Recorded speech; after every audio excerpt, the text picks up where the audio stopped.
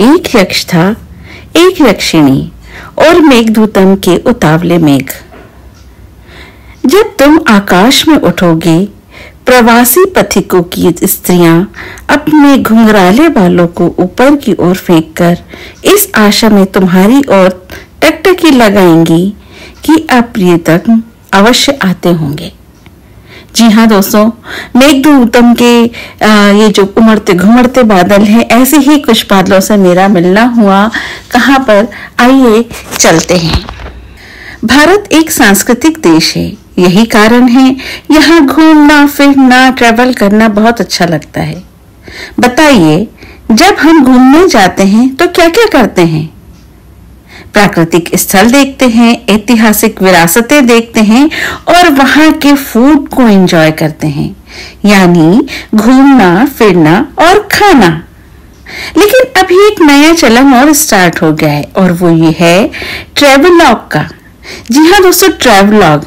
और मैं भी इस नए दौर की ही हूँ, तो आज आपको राजस्थान की ओर ले चलती हूँ। प्राकृतिक स्थल, खाना पीना तो ठीक, आज मैं आपको ऐसी जगह ले जा रही हूँ जहाँ भूत रहते हैं। सच्ची ये जगह जानी जाती है हिंदुस्तान की मोस्ट हॉन्टेड प्लेस के नाम से, यानी यहाँ पर भूत चुड़ैल ये सब यहाँ पे निवास करते हैं। सो जल्दी से आप मेरे चैनल को सब्सक्राइब कीजिए, बेल आइकन प्रेस कीजिए और कमेंट भी कीजिए, क्योंकि हम जल्दी ही जाने वाले हैं राजस्थान की ओर, उस जगह को देखने के लिए जहां पर बहुत सारे भूत रहते हैं। भानगढ़ अलवर जिले में स्थित एक आलीशान किला है। वाकई दोस्तों, जब मैं इस किले के द्वार से एंटर हुई, मैं मोहित हो गई इस किले के ऊपर। इतना खूबसूरत किला मैंने इससे पहले कभी नहीं देखा था। मैं यही सोचती रही कि यह इतना खूबसूरत है, जबकि मुझे ऐसा लगा कि शायद ये बहुत डरावना सा कोई किला होगा। साए साए करती किले की आवाज होगी, बड़ी बड़ी चमगादड़ें होंगी और मेरी एंट्री पर उड़कर मुझे यहाँ डराने आएंगी। पर दोस्तों, यहाँ पर ऐसा कुछ भी नहीं हुआ, क्योंकि मैं दिन के समय से देखने गई थी। जी हाँ, पुरातत्व विभाग ने यहाँ समय निश्चित कर रखा है, सुबह 6 बजे से शाम 6 बजे तक का। दोस्तों, मैं जब भी मांडव जाती हूँ, खुद को रानी रूपमती समझती हूँ और मांडव को प्यार करती हूँ। जब आप उस जगह से प्रेम करने लगते हैं जहाँ आप गए हुए हैं, आप अपने अंदर बहुत सारे चेंजेस देखते हैं। सच्ची, आपके थॉट चेंज हो जाते हैं, आपको पिक्चर्स दिखाई देने लगते हैं, आप विजुअलाइज करने लगते हैं। और ऐसा ही हुआ, मैं जब यहाँ पर पहुंची तो मैं यहाँ पर आने के बाद पास्ट में चली गई और खुद को रानी रत्नावती समझने लगी। आइए मैं आपको राजकुमारी रत्नावती के बारे में बताती हूँ। राजकुमारी रत्नावती बहुत ही खूबसूरत थी। एक बार एक तांत्रिक की नजर राजकुमारी रत्नावती के ऊपर पड़ी। तांत्रिक राजकुमारी की खूबसूरती पर मोहित हो गया और उनके प्रेम में पड़ गया। वह किसी भी हाल में राजकुमारी को पाना चाहता था और उसके लिए वह आए दिन साजिश करने लगा। अपनी तंत्र विद्या से उसने एक ऐसा इत्र बनाया जिसको जो भी लगाएगा वह उसके वश में आ जाएगा, और उसने किसी तरह यह इत्र राजकुमारी तक पहुंचाने का प्रयास किया और इत्र को राजकुमारी तक पहुंचा भी दिया। पर हुआ यह कि राजकुमारी को पहले ही तांत्रिक के बारे में पता चल गया। उसने उस इत्र को एक पत्थर के ऊपर डाल दिया और वह पत्थर लुढ़कता हुआ तांत्रिक तक पहुंचा और तांत्रिक की उससे मौत हो गई। दोस्तों, ऐसा माना जाता है तांत्रिक ने मरने से पहले श्राप दिया, जिसके कारण यह किला खंडहर में तब्दील हो गया। चारों तरफ पहाड़ियों से घिरा यह पहुंचने का रास्ता बहुत ही इंटरेस्टिंग था। यूं तो यदि आप दिल्ली से आते हैं दोस्तों तो 300 किलोमीटर है ये दिल्ली से, लेकिन मैं जयपुर आई हुई थी और मैंने डिसाइड किया कि मैं ये मोस्ट हॉन्टेड प्लेस देखकर ही जाऊंगी।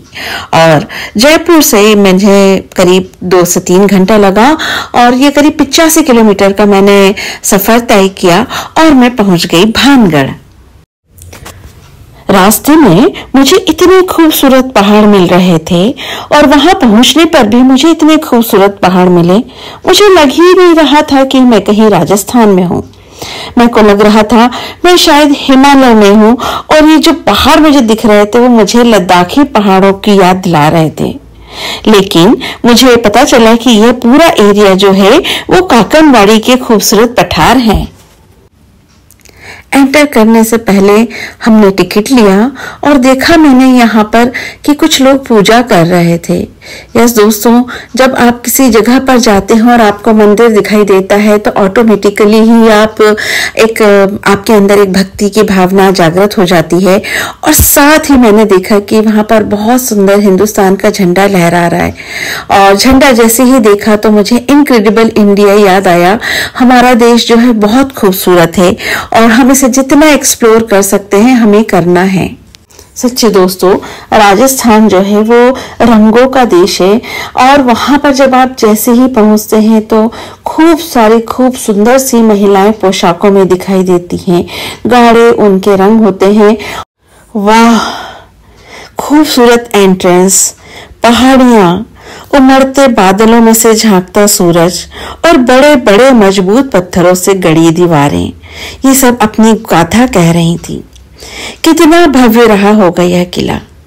17वीं शताब्दी में भी आर्किटेक्चर देखिए कितना एडवांस था। आज भी हम इसे देख पा रहे हैं। राजा मान सिंह ने अपने छोटे भाई माधो सिंह के लिए यह किला बनवाया था। संस्कार देखिए आप, किले का नाम माधो सिंह के पिताजी के नाम पर रखा गया है, भानगढ़। पहाड़ मुझे रह रहकर अपनी ओर आकर्षित कर रहे थे। राजस्थान के रंग, राजस्थान का सरल जीवन मुझे बहुत भा रहा था। इस हाट बाजार की खूबसूरती क्या रही होगी उस वक्त, मैं इमेजिन करने लगी। मॉर्निंग के शॉट्स, नाइट के शॉट खूबसूरत मेरी आंखों के सामने से गुजर रहे थे। मुझे वो सारे रंग नजर आ रहे थे, वो सारे मशालें नजर आ रही थी जो एक पिक्चर को बहुत खूबसूरत बना देती हैं।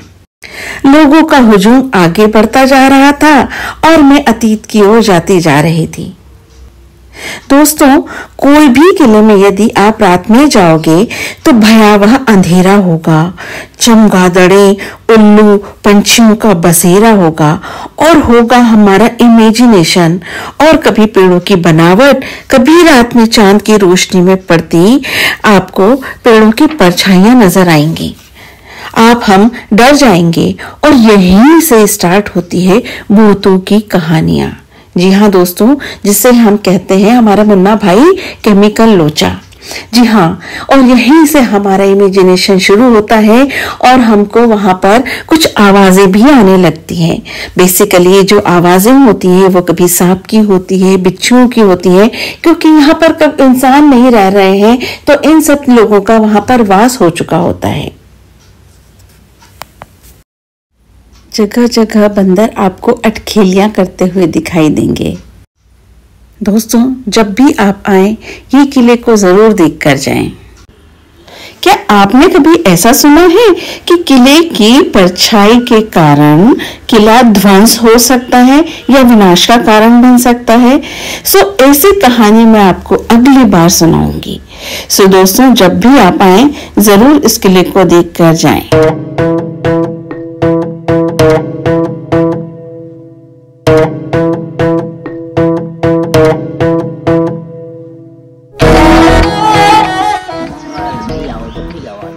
आपको नहीं आई आवाज? आप कहाँ रहते हो? हम तो कोलावा।